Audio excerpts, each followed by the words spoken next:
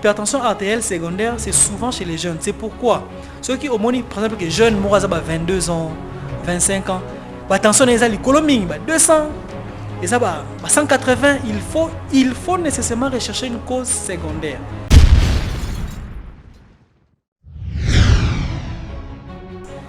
Alors, la plupart des temps, l'hypertension artérielle est à la cannabacine. C'est un tueur silencieux. La première cause secondaire, il y a hypertension, il y a coartation de l'aorte. Donc, diamètre, il y a aorte et comme il mouquet.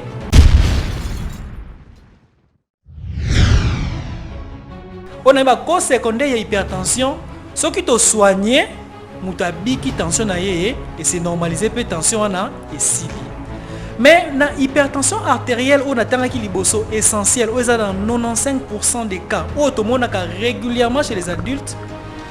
Je peux vous confirmer que l'hypertension on a traitement dans l'eau et à vie, donc ad vitam. Ce qui n'a pas dit lelo, na roti quand jour mon a aussi des certificats de décès dans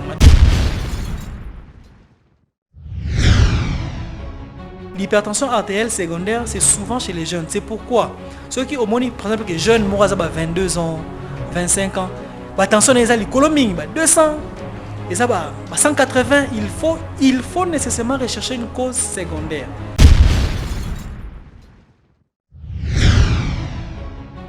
Totalement là, nous, au lobby, tout marque aussi, il faut le dire ainsi. La langage à Bakinois, tout marque les amabés. Voilà.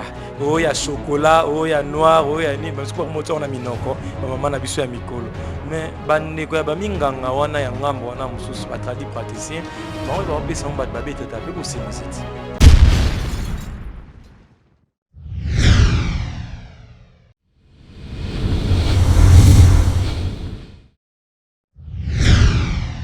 Bonjour et bienvenue na Bino Bandeko Batali Mingi Penza ya Balandi Avis du Peuple TV to zali susu na Sengo ya kozala na bino ndenge to mesana tango cherche na souci ya yiri oto ngara kokolisa tango nyonso na bino mokolo malelo on s'est déplacé pour la toute première fois ko kutana na télévision na bino na chaîne na bino Avis du Peuple TV kosola Mingi Penza na monganga Docteur Jacques Ngayuna, azali médecin dans le centre hospitalier Monkole.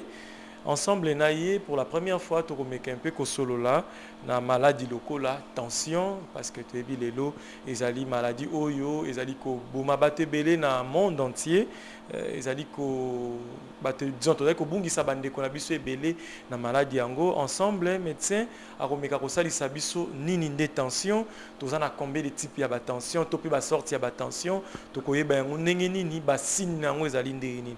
Voilà pourquoi nous disons un grand merci na bino nyonso bolandaka biso na ba YouTube, ba bino nyonso bolandaka biso. Te rappeler encore une fois, si vous voulez être abonné bolandaka la page ba makamnyo c'est Avis du Peuple, veuillez vous abonner na Avis du Peuple TV, donc ba information nyonso to kolobela yango. Mokolo lelo na lobby, on est en face ya Docteur Jacques Ngayuna. Bonjour docteur. Oui, ça va. Voilà, docteur Né tolobi na tobinga na langage bakino bien que bana ya poto ba olanda biso tobinga ngwe pe na langage bakino to ça l'effort ya lobalinga la facile tolobengo bongo parce que ça isa bande ko nyonso mais rien n'empêche que français peut ce qui écouti et ko déranger na ngote sango boni. Oui, sango ça va. Donc tozali na sepeli minko ya mbabino et puis to so la mambetali maladie o lobeli wana hypertension, ba maladie mususu ndengo lobi maladie à barin, ils ont vraiment essayé de partager mon cœur sur la maladie, de éveiller la population, de informer surtout, de permettre, de aider que éviter la maladie, éviter les complications de la maladie. Éviter et puis toquer banango ndenge médecin lobby kasi avant tout banda le lot lobby to lobela mingi maladie à tension ndenge bino boyebi yango hypotension na hypertension tokolobela yango penza mingi na émission ya liboso kasi soki bato bangi bayeba médecin Jacques Ngayuna nani peut-être moi parcours na yo ti lelo okoma ndenge ozali lelo bo te rappeler que ozali ko œuvrer to pe ozali ko travailler na centre hospitalier Monkole mais parcours ya docteur Jacques Ezandene. Bon, parcours ya docteur Jacques Ngayuna eza mukuse makasi penza parce que Jacques Ngayuna azali jeune, ndeti jeune nyoso, kinois abotami na Kinshasa une certaine année. Alors na sali d'études nanga primaire na école primaire Saint-Dominique Savio, c'est une école salésienne na commune à Mongafula. Après wana j'ai fini na keina collège Don Bosco, c'est toujours une école salésienne. On a ici ba humanité pédagogique, je précise, j'ai fait les humanités pédagogiques et na ici na l'année 2008. Après wana na décidé na la médecine, mais na sali médecine awa na Kinshasa te na kendaki na Lubumbashi. Donc de 2008 à 2016 na sali médecine na Lubumbashi. On a sili ça qui na juillet 2016 et depuis juillet 2016 na médecin. Alors étant donné que na sala qui stage na ngai na centre hospitalier Monkole de 2014 à 2015 na suka stage na ngai hôpital ezalaki na posa na ngai on a zongi na centre hospitalier Monkole on a bandi ko travailler depuis janvier 2017 et donc depuis janvier 2017 ti les lots en septembre 2020 naza médecin généraliste dans le centre hospitalier Monkole. Voilà un peu les petits parcours que naza nango, mais en dehors de ça il y a Moussala Nanga et Kimunganga. Naza pe écrivain, donc on a commis déjà livre moko sur les avortements intitulé Pourquoi j'ai dit oui à la vie. Le livre est disponible dans la maison d'édition Mediapol. Merci beaucoup. Célibataire, marié?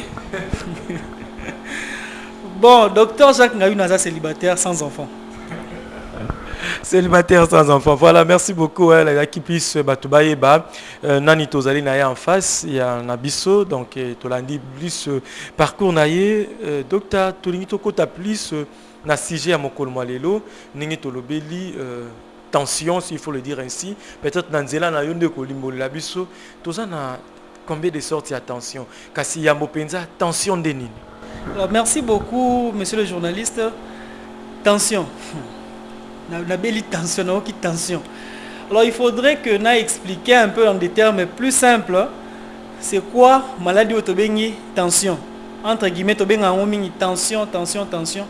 La maladie s'appelle hypertension artérielle. Hypertension artérielle. Donc terme est simple. Hyper est l'équilibre.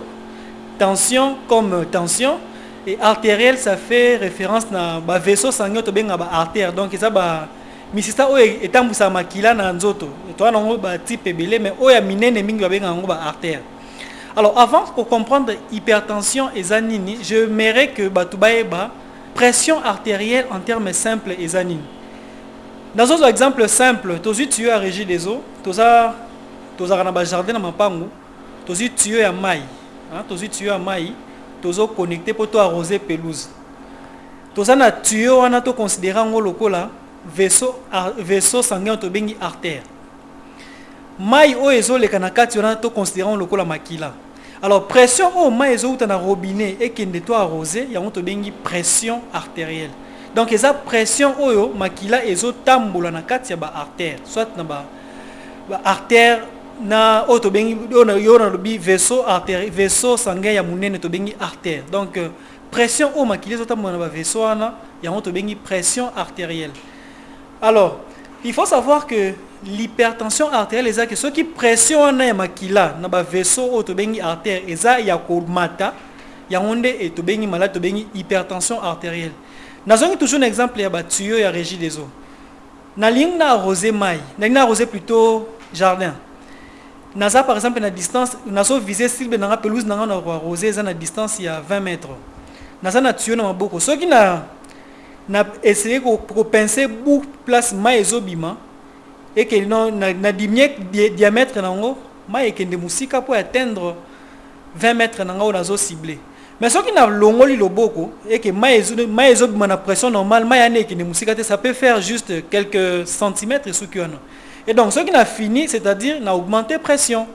Donc c'est ça la pression artérielle. Donc ils ont un facteur moko et réduire diamètre et artère wana yango sali que pression ya makila et kende musika donc ezala likolo makasi on to bengi pression artérielle. Donc en gros c'est hypertension artérielle eza pression na makila pression ya makila na ba artère eza ya komata ou une augmentation de la pression dans les artères. Voilà, merci une explication ya Munganga. Kasi tokoyeba yango ndenge nini que non la personne a bandi ko souffrir na hypertension to na ndenge explication. Alors, merci beaucoup, Ndeko journaliste. Tobenga na lopoto, c'est un tueur silencieux. Et donc, malade de Tobengi hypertension artérielle, na cause à la bonne, na éviter que na tension, na éviter que na zobi la maladie na hypertension, bou na koué, bouquet na centre de santé, soit na clinique, boutali boué, tension na honte de Tolobara, 20-10, 22-12, donc cassé. Alors, la plupart des temps, hypertension artérielle est à la cannabacine. C'est un tueur silencieux. Donc, au fin de cas, vous éviter, pouf, même en hôpital, vous avez des découvertes fortuites, mais quelquefois, on sentir que Moutafandi, il était généralement bien, mais Afandi, Moutou passi, Bisoto Boulaming, Moutou passi, la malaria, tu peux qui sa malaria, simbité, tu peux qui sa typhoïde, simbité. Moutou passe, ils ont continué. Mais peut-être ça qu'il y a des signes où ils ont annoncé que Moutou a béli, à son attention, ils ont tout mis. Soit, et quoi ça va vertige, kaka. Ba vertige, Moutou a vertige, donc ils ont attention. Soit, Moutou tout le monde a que non, mais qu'il est comme Benazolo. Dans les vides à toute anité, Babeti, Likofité, à Tamboli na moïté, mais qu'il est comme Benazolo régulièrement. Et comme Benazolo régulièrement. Soit pe mutaza pe ka ki boye ba nausée, soit pe comme je l'ai dit, mutupe azana et l'autre côté. Donc à tambola ne azana normal, à quel hôpital boye tension na ebe 18-10. Tension c'est à komata. Donc c'est un peu ça. Donc il n'y a pas de signes caractéristiques communs à hypertension artérielle, mais la plupart des temps c'est les maladies moko ezalaka sans signe. Donc mutafa ne ka boye à hôpital bon. Chez nous, pas na biso bilo kwane za vraiment même takeka check-up na hôpital batalier bo tension isa ko matamakasi na poto esala makana mikdimuso esala makama biso ezala culture ane za vraiment yangwana photo za pe na culture wana aken hôpital brusquement kaka bo bona que tel sera ndenge ezala na sa moi check-up akebe bakangi na tension voilà. Bon tension ezala causer na. Alors tension wana ozo poussenga déjà na lobela ba étiologie attention ba cause. Il y a maladie autobénie hypertension artérielle. Il faut savoir que l'hypertension artérielle, c'est une maladie généralement qui atteint les personnes adultes. Donc, quand je parle d'adultes ici, dans la médecine nasolobe, la personne qui a en général plus de 45 ans. Plus de 45 ans, des maladies, il y en a autour de 40, mais bon, maintenant, actuellement, même des gens de 40, c'est comme déjà quoi, mais généralement autour de la quarantaine, des maladies entre bengi hypertension et zali. On a même dans le monde, on va classifier par hypertension. Ce sont les adultes qui sont le plus atteints de l'hypertension. Alors, comme je l'ai dit, les maladies de hypertension, il y a des deux types. La plus répandue à forme d'hypertension, c'est hypertension artérielle essentielle. Donc, cause nango et hébanité. Donc, cause vraiment pourquoi il y a des malaria tobike. Ceux qui ont fait la suyo, pesio nini, parasite autobéni plasmodium falciparum ou sali malaria, non. Il n'y a pas une cause détectée, donc il y a que non, c'est une hypertension artérielle et la cause n'est pas connue. Et c'est 95% d'hypertension artérielle de l'adulte. Donc la plupart d'adultes dans le monde au bazar na hypertension, cause nango ebanité, c'est dans 95% des cas. Mais dans 5% des cas, tobengi hypertension artérielle secondaire. C'est-à-dire secondaire à une cause, donc ils ont causé par un facteur et parmi les facteurs qui est hypertension artérielle, ils ont une cause détectée décélable. Premièrement, ils ont une coarctation de la aorte. Aorte, ils ont artère, tuyau ya minene o epesa makila na nzoto kabola makila nzoto. Aorte, ils ont le plus grand vaisseau on des kabola makila na nzoto kaboli na mutema et kaboli na ba poumon et kaboli donc il y a un tuyau mère il y a régie des os il y a makila il y a wana aorte parce que aorte wana eza tuyau ndé na lobi ce qu'on a place à tuyau na que tuyau eza na dimension normale place mo et se rétrécir comme nettement mokié donc ndé na c'est comme na ndinga ya tuyau que non ce qui lumine diamètre na se rétrécir pression et que ne makasi. Alors la première cause secondaire, il y a hypertension, il y a coartation de l'aorte. Donc, diamètre, il y a aorte et comme il mouquier. Et ça, c'est une des premières causes, il y a hypertension artérielle secondaire. Traitement, on va opérer. Ok, on va opérer et puis on va les lumières en a, qui les ont normal, pression comme bien. Deuxièmement, c'est une cause au niveau, il y a la glande surrénale. Les glandes surrénales, les glandes, de chaque côté de rein, ils ont les colons barins, ils ont des glandes surrénales, les colons barins. La glande est produit des hormones parmi lesquelles les hormones à stress, la catécholamine. Notamment les deux catécholamines, les adrénaline et noradrénaline. Alors, il y a parfois chez certaines personnes, souvent chez les sujets jeunes, au moment que la glande au niveau de la partie intérieure, médulo-surrénale, ils ont produit hormones autobies catécholamine masse mort au niveau de la glande, il y a glande surrénale et ils ont produit en excès hormones, il y a stress autobies catécholamine. Ils ont produit un belé, ce qui explique que tension n'est pas matin. Mais cause nango est que masse soit ils ont produit ba glande, ils ont produit ba hormone masse soit to benga phéochromocytome. Na médecine to benga phéochromocytome et traitement nango il faut coopérer. Bolongo li phéochromocytome wana do bolongo li masse wana et puis opesi ba kisi mususu ya komela hypertension wana ekosi là. Même mana hypertension est causée par coartation de l'aorte. Ce qui bo soigner et sili. Deuxième cause, il y a hypertension dans le lobby, phéochromocytome ou masse au niveau de la glande où il y a les colos et barin. Ce qui va opérer est sili. Troisième cause, c'est toujours au niveau de la glande où il y a les colos et barin. Il y a hyperaldostéronisme primaire ou syndrome de Cohn. Donc, il y a hormone aldostérone et ça produit en grande quantité. Les os se produire en grande quantité. Donc, ils sont belé vraiment. Il y a un syndrome de Cohn. Ce qui est soigner, c'est sili. Il y a d'autres causes comme le syndrome de Cushing. Il y a aussi certains médicaments tant que mélarango et pesaka hypertension, notamment pilules. Pilules, ils ont contenir estrogène et progestérone. La plupart des femmes utilisent ça. Parfois, les estroprogestatifs et pesaka hypertension. Donc, hypertension artérielle induite par les estroprogestatifs. On a une cause secondaire de hypertension. Ce qui est soigné, qui tension et c'est normalisé peu tension et sili. Mais la hypertension artérielle on a qui liboso essentiel, on est dans 95% des cas. Tout le monde régulièrement chez les adultes.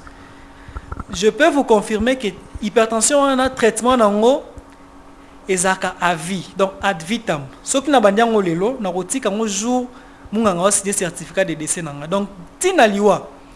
Donc traitement nango est à vie. On remet là-bas qui si on respecte le régime, donc il faut à vie côté kangote parce que ce côté qui on a bon. On voit que notre docteur a commelé ngaba qui attention na bela attention kala nabika. Ce que ça dit hypertension artérielle secondaire oui. Mais ce que ça hypertension artérielle essentielle au mikolo babela la plupart des temps wana traitement nango est à vie. Donc faut mettre là-bas qui sur munga ngazolo on respecter le régime jusqu'à la fin. Mais dans la plupart des temps, l'hypertension artérielle secondaire, c'est souvent chez les jeunes. C'est pourquoi ceux qui, au moins, par exemple, les jeunes, 22 ans, 25 ans, attention, ils ont les coloming, 200, ils ont 180, il faut nécessairement rechercher une cause secondaire. Mais chez les adultes, la plupart des temps, c'est l'hypertension artérielle essentielle. Mais actuellement, on voit même des jeunes de 32 ans, 30 ans, se développer hypertension artérielle secondaire. Donc, j'ai dit, il y a deux types d'hypertension. Le premier type, c'est l'hypertension artérielle essentielle. Ils ont représenté 95% des cas. Traitement dans les à vie. La cause n'est pas connue, c'est pourquoi on appelle ça hypertension artérielle essentielle. Le deuxième type d'hypertension, c'est l'hypertension artérielle secondaire. Secondaire à plusieurs causes. On a phéochromocytome, hyperaldostéronisme primaire, syndrome de Cushing, coartation de l'aorte, un peu ça. Docteur Bongo, tension normale, il y a moutou. Ceux qui moutoyaient dans l'hôpital Bikenan, nature tensiomètre, en tout cas, il y a une tension normale. Et puis tension c'est très élevé, taux de tension est assez. Merci beaucoup, monsieur le journaliste. Alors, il faut savoir que il n'y a pas de chiffres clés, il n'y a pas de chiffres auto-tranché, comme je peux dire les chiffres tranchés qui n'ont qui n'ont eu tension, sont c'est la tension à 20, plutôt tension à 12, tension à non. Il y a des intervalles. Alors, les savants, il y a un monde médical, européen, américain, et même les Africains, ils ont défini les proportions, intervalles et pression artérielle selon les populations. Et donc, en Afrique, la race noire, référence à la pression artérielle, logiquement, ils sont européens parce qu'on n'est pas soumis aux mêmes facteurs. Mais généralement,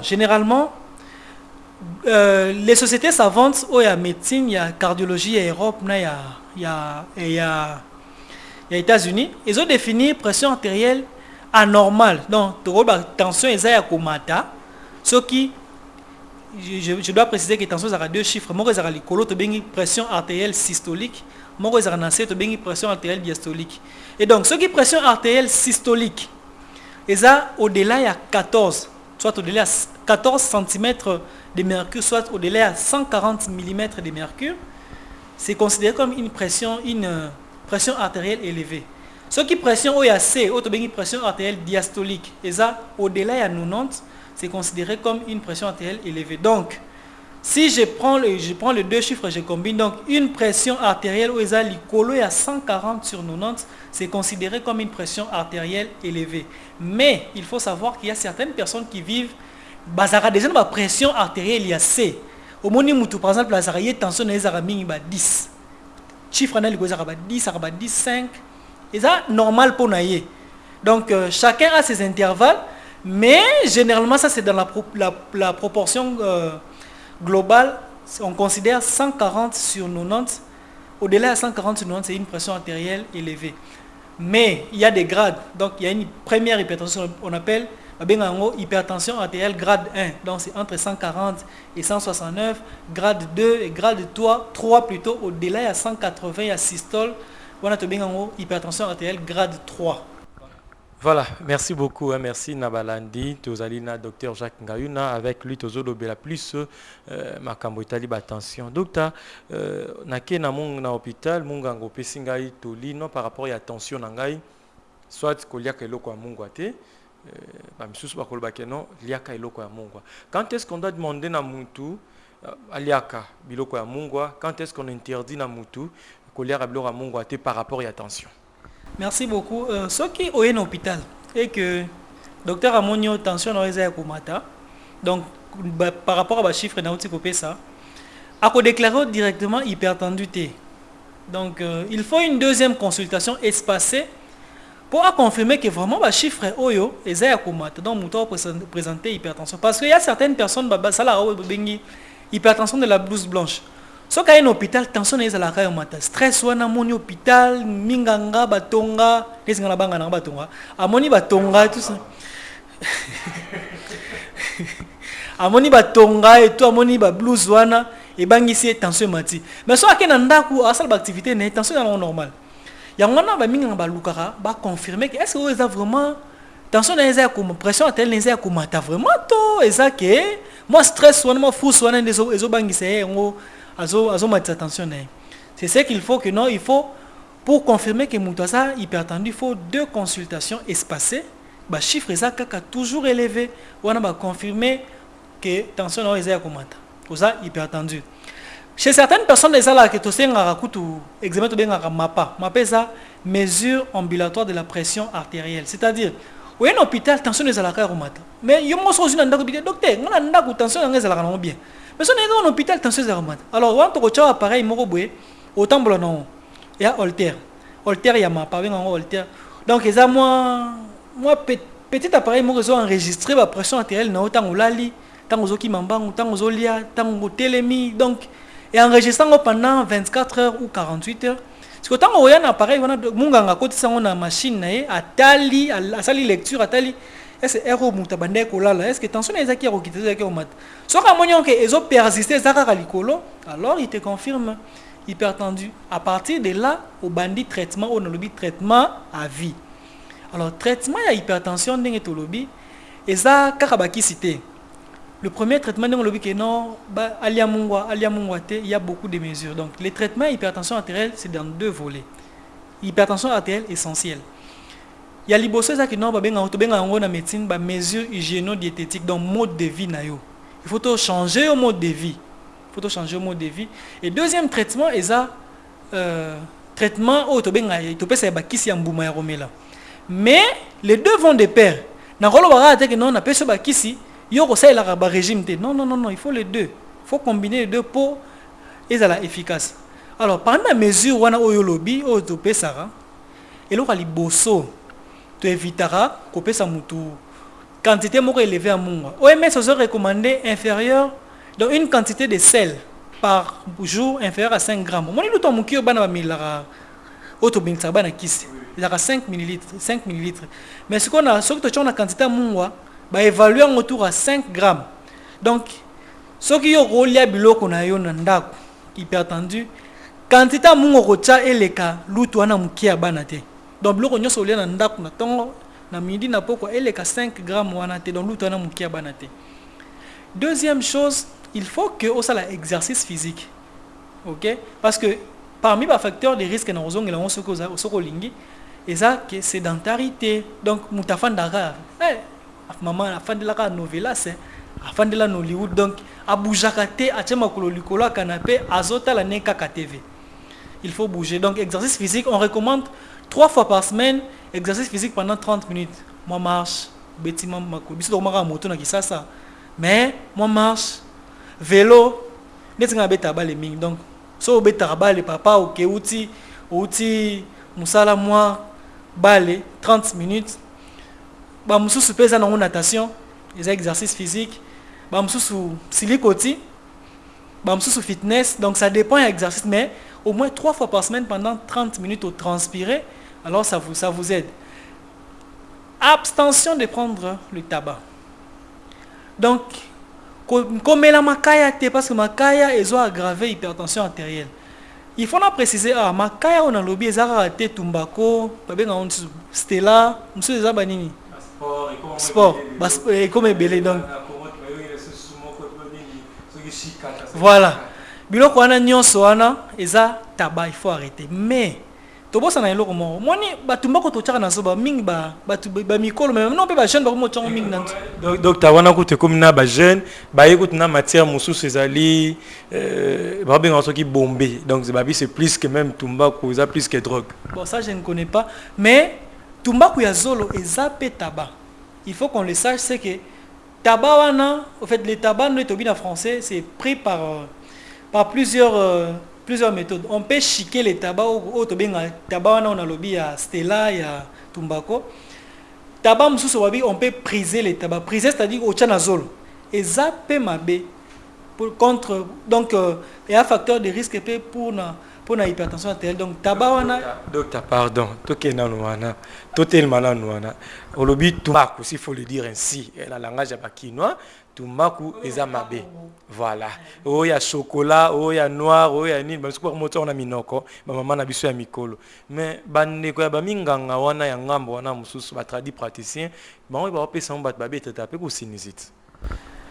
Bon, so ko lingi to lo la sinusite to senga émission jour mususu les vraiment sujeté, mais ce qu'il faut savoir c'est que les tabacs pris par voie il y a ba narine donc autre que non il prise les tabacs priser les tabacs c'est aussi aggraver l'hypertension donc c'est interdit tabac n'a pas il faut pas qu'on appliquer tabac na voie bon moi je vous dis c'est que autre tangi donc tabac est un facteur de risque tabac au tchanazole est facteur de risque pour l'hypertension artérielle à part tabac alcool faut qu'on diminue taux d'alcool pas beaucoup d'alcool pas de prise excessive d'alcool.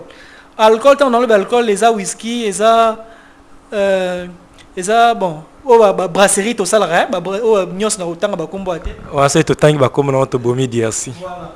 Donc brasserie nyos tout ça là, tout ce qui contient de l'alcool bon, tout ça c'est de l'alcool, voilà. Tout ce qui contient de l'alcool.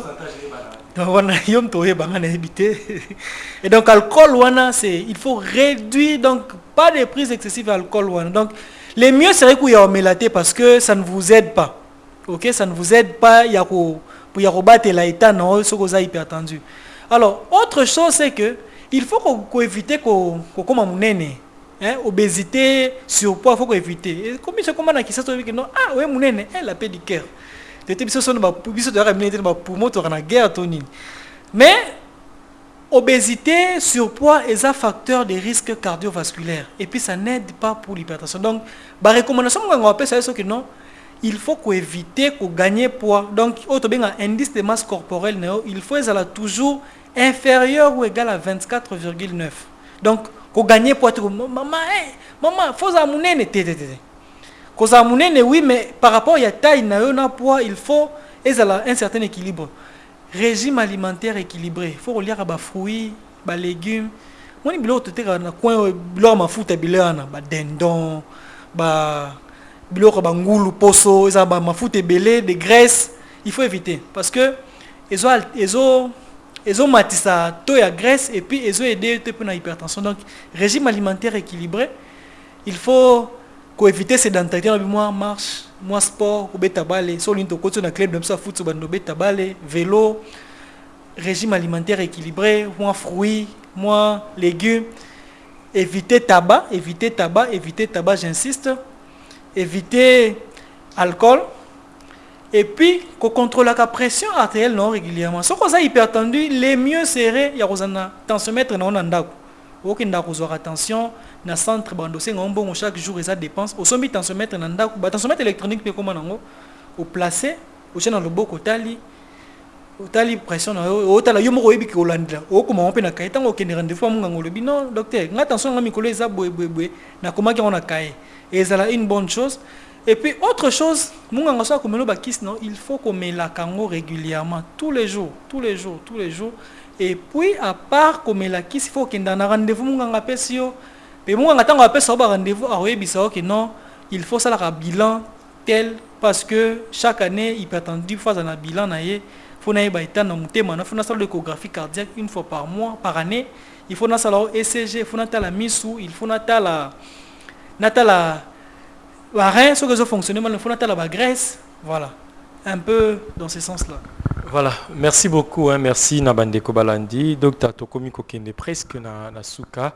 Mutu oyo azali hypertondi, azaka déranger à tout moment d'attention.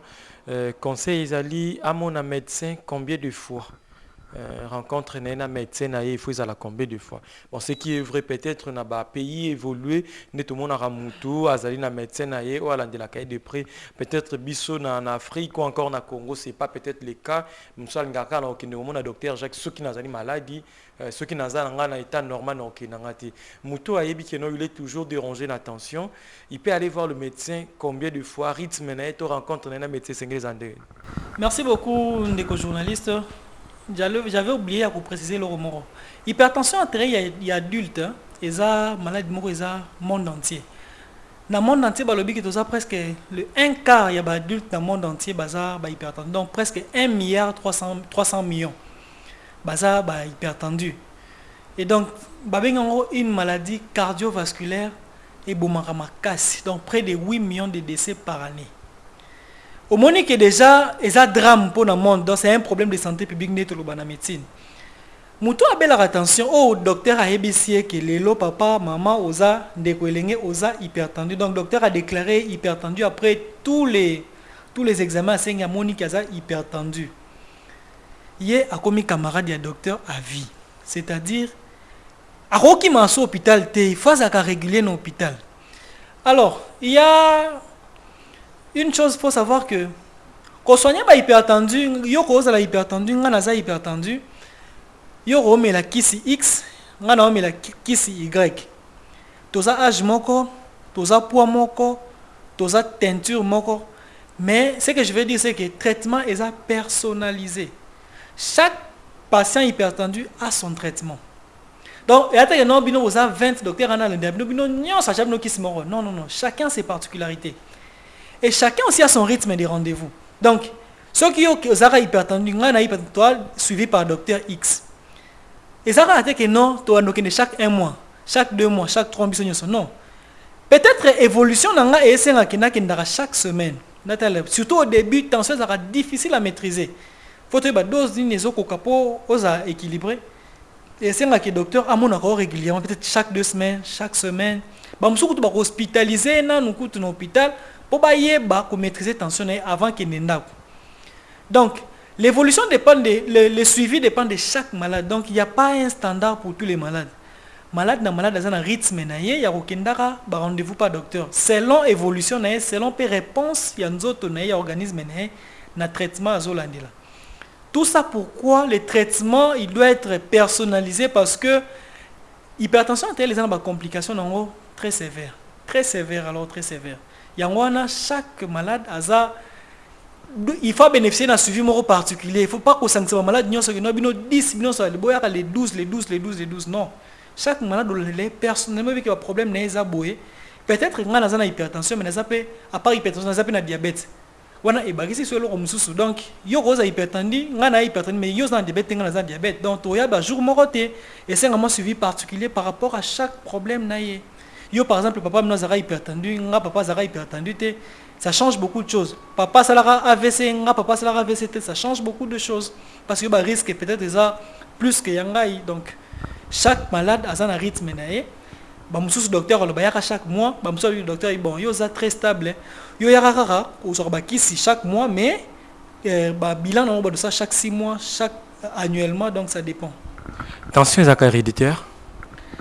Alors on dit que l'hypertension artérielle est une maladie non transmissible.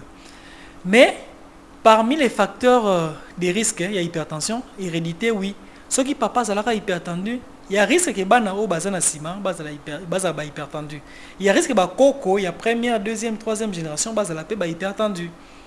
Mais la maladie n'est pas transmissible. C'est que ce papa a hypertendu, d'office dans hypertendu. Mais papa ça hypertendu, c'est un facteur de risque de plus. Pour nangai, ce qui maman a hypertendu, c'est un facteur de risque de plus pour nangai. Donc, facteur de risque, comme je peux le citer déjà, donc facteur de risque, c'est modifiable et non modifiable.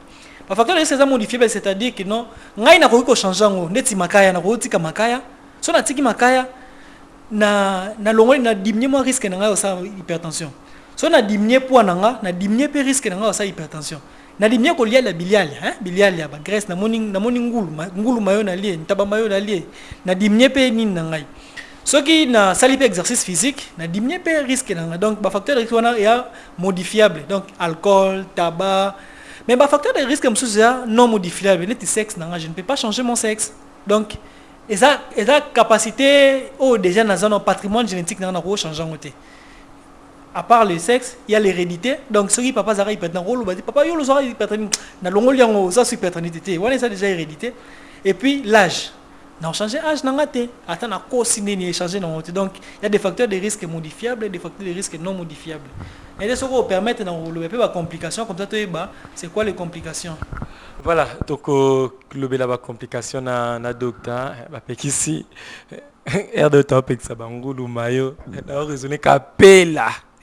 C'est qu'il y a ce qu'on là, on a pensé à facteur de risque, docteur. Bon, je ne sais pas, mais na capé là, ngulu ezali, tabezali, bière coup de kolobate. Donc bateau nous na poto so yé kini no ali bosu ba mais na capé là. Na lobby d'après c'est pas de baquer capé là té. Faut qu'on le sache, hein. Na pexé de baquer capé là té. Bonjour monsieur au monde nga kota capé là keta camarade nga docteur mon nga kota capé là. Pour ça ba camarade belé kota capé là. Ça c'est juste pour blaguer. Il faut savoir que ce qui est interdit c'est que le régime alimentaire est déséquilibré. Donc la graisse animale ou la graisse polysaturée. Donc et ça malamouté pour na organisme mais ça malamouté pour na patient au basa à risque il y a hypertension artérielle, c'est juste ça. Donc la graisse ou ko s'accumuler dans auto, c'est pas intéressant pour na mutaza hypertendu. Voilà, merci Anna Bandeko, to komi presque na souka kastopé ça docteur micro. To synthétiser tout Bandeko to simba nini na nyoso lobby to nini mususu pe obosanaki o esengeli koyebisa na Bandeko balandi nyonso ya avis du peuple télévision ba ebanso ba rozali bakwa Rolanda sur YouTube to na ba chaîne locale na biso na Kinshasa. Qu'est-ce qu'on doit retenir par rapport ya maïma son tolobi mokolo mali? Merci beaucoup. Avant na sala moi récap, et ça est le très important pour la complication à hypertension artérielle. Ceux qui le na hypertension artérielle, na landé les traitements malamuté je suis exposé à quelles complications? Il faut toyeba. La première complication, la première complication est AVC. Les gens dans le monde entier, dans les pays, dans les pays, en Europe, en Afrique, en Asie, partout, AVC cause parmi les causes hypertension ezali kolo, donc parmi les premières causes AVC hypertension ezali. Donc ceux qui ont un traitement dans malamu te hypertendu, je suis exposé à faire un AVC. Je suis exposé à devenir aveugle. Ceux qui ont un traitement dans malamu te yango mona suivi à hypertendu, bon tinda bon pas futamalo basa examen to bengi fond d'œil pour batala état ya rétine parce que les plus souvent basa la to bengi rétinopathie hypertensive. Donc tension ils ont influencé tina ba vaisseau ya mike ya misu ali ba vaisseau na yo s'éclater muta comme aveugle na rosa l'insuffisance cardiaque parce que na la tension na bien te na rosa to bengi syndrome coronarien aigu na kala to bando bengo infarctus du myocarde tension ko comme mangai et be bisa ba rien na ngai et ça li to bengi insuffisance rénale chronique et insuffisance rénale chronique me minga na dialyse to bi pris nango na peut so bi pris nango. Non, on a eu pris la dialyse, on a eu victime de dialyse donc. Voilà, donc eza talo mingi. Et quoi comme une insuffisance rénale. Donc ceux qui n'ont pas traitement de hypertension bien te la mesure auto bien mesure hygiéno-diététique malamuté, na ko ça la AVC, na ko comme aveugle, na ko bela insuffisance cardiaque et même na liwa, na ko ça la insuffisance rénale. Tellement que ça la greffe et si m'a rappelé malamu vraiment te même na liwa. Donc, on a une dialyse et simbi bon exact na kena liwa. Alors, pour synthétiser, bandeko bayeba, c'est quoi l'hypertension et tout voilà en quelques mots. Faut te que hypertension artérielle ezali augmentation de pression artérielle eza yakomata na ba vaisseau to bengi ba artère. OK, ba vaisseau bengi ba artère. Pression makila ba vaisseau na eza yakomata ya on to bengi hypertension artérielle. Généralement les chiffres qu'on nous donne c'est pression artérielle ou eza supérieure à 140 sur 90 globalement. Il y a beaucoup de variations mais globalement c'est au-delà de 140 sur 90 mm de mercure et on te bengi hypertension artérielle. Dans le monde entier ba te belé ba la hypertension plus de 1 milliard de personnes dans le lobby et beaucoup de décès à travers le monde. Alors ba cause de hypertension dans il y a deux types d'hypertension. Il y a hypertension artérielle essentielle et hypertension artérielle secondaire. Hypertension artérielle essentielle est la cause de l'humanité et représente 95% de l'hypertension de l'adulte. Il y a un traitement à vie. Donc, on a bandit le qui c'est hypertension artérielle essentielle, hypertension artérielle secondaire, c'est secondaire à une cause. Donc, cause sous-jacente ezali.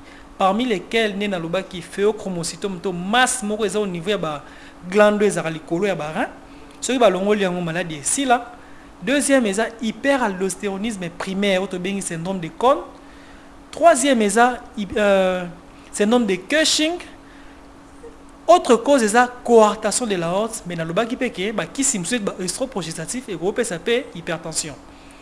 Alors pour nous que muta hypertendu ne sait que non c'est un tueur silencieux. Donc cause nango koyeba ke muta obela tension na tali obela tension eza passé muta koyaka razo tambola na eza bien pas na kangi na tension parce que na tali na tche nini tensiomètre na ngana moni ki tension na eza ya komata makasi soit il y a certains signes qui peuvent arriver notamment ba mutu pasi ba vertige kosanza makile manazolo il y a quelques signes mais généralement ils allaient rappeler bon monter généralement ils allaient mutaye bwe soit mutu pas quoi kaka na hôpital à quoi il va me la binobe botali tension beza ya komata pe bo diagnostiquer maman que azan attention. Excusez. Alors les facteurs de risque ne ba ki ba facteur de risque ça musu c'est un facteur de risque modifiable et non modifiable. Dans les non modifiables ils ont âge, ils ont sexe, ils ont hérédité. Mais dans les modifiables, ils ont tabac, ils ont sédentarité, ils ont obésité, ils ont prise d'alcool, ils ont régime alimentaire déséquilibré et d'autres facteurs de risque. Alors notre traitement, comme je l'ai dit, le traitement est hypertension ou dans le essentiellement hypertension artérielle essentielle parce que hypertension artérielle secondaire, traitement dans les alliés. Des traitements de la cause. Hypertension artérielle essentielle, traitement dans les de deux volets. Premier volet est les mesures hygiéno-diététiques, donc régime alimentaire et mode de vie. Première des choses, tout le cas gagner poids, donc éviter l'obésité et le surpoids. Deuxième des choses, quantité à sel est inférieure ou égale à 5 grammes par jour. Donc l'outil mon bébé, il y a mon roi. Troisième des choses, éviter les tabacs. Absolument les tabacs, pas des tabacs. Même au bachar nazolo. Réduire la consommation de l'alcool. Activité physique. Quand la attention régulièrement, puis qu'on a rendez-vous. Pas mon gars, il doit planifier. Traitement médicamenteux, qui si tomelara, qui c'est belé, type qui c'est belé, notamment la famille qui c'est anticalcique ezali, ne tu benga amlodipine, qui c'est ça na famille na anticalcique ezaba auto benga amsusu nicardipine, amsusu ezaba benga inhibiteur de l'enzyme de conversion, amsusu ezaba ARA2, amsusu ezaba comment on appelle ça encore, le diurétique par exemple furosémide, donc qui c'est ça moi et belé. Dans les complications, j'ai cité premièrement les AVC, deuxièmement, au recours aveugle, donc c'est cité à cause de la rétinopathie hypertensive, insuffisance cardiaque, syndrome coronarien aigu et sans oublier l'insuffisance rénale chronique. Voilà un peu en gros les façons ramassées sur hypertension artérielle. Merci beaucoup, docteur. Merci, Nabandeko Balandi. Tokoli Kake, Tokomi na Suka. Il y a le magazine Abisso, Topé na Suka. Il y a entretien Abisso et l'on a docteur Jacques Ngayuna te rappelé. C'est un médecin dans le centre hospitalier Monkole, ou à Pessikazako exécuté, Moussala na Yaki Munganga. Mais ce qui va préoccupation, Ezali, nos numéros Ezali Wana, Belolingi, Ozala. Parmi bateau, yo, docteur Jacques Aligny Pekolande là, ceux qui ont un problème, au Kobenga na ba numéro, ana, tokota contact na docteur Jacques Ngayuna, à Kosali Sayo. Bino ba ebozali na poto, bozana bandeko, bazali déranger na maladie à attention, na bazana Kinshasa, tala to salisi bino pour te beau comprendre. On dit encore un grand merci à la grande équipe d'Irsimbali, bandeko nyonso basali sakingai, un coup de chapeau na bino banson. To garder rendez-vous na docteur na prochaine émission, cette fois-ci docteur Tokolobela, Tolobelani prochainement. Na évité wana dépend na yo pe na avis na demande ya ba téléspectateurs na yo mais ezala malamu tolobela maladie yo batu bazo bayebi malamu te bayoka yango kaka tolobeli hypertension artérielle mais ne na bi hypertension artérielle ki na moni ke na kotaki mi mambarin batu pe bayebi mambarin mingi te donc peut-être insuffisance rénale peut-être ba AVC na lobela on pe mingi trop awa na évité wana il dépend na vie pe public na yo. Merci beaucoup, Lokola Tozali, tu es à vie du peuple. On prend le prochain rendez-vous avec le docteur Jacques Ngayuna. On va parler de insuffisance rénale, topé na maladie à rein. Ndenge batolobela yango, ndenge batebele toyebi yango, soit toyokaka yango, peut-être avec le docteur Jacques, toko ta profondeur na yango, et puis on va parler des AVC et à la prochaine. Merci beaucoup, Tokutani Mikolo Mizalikoya.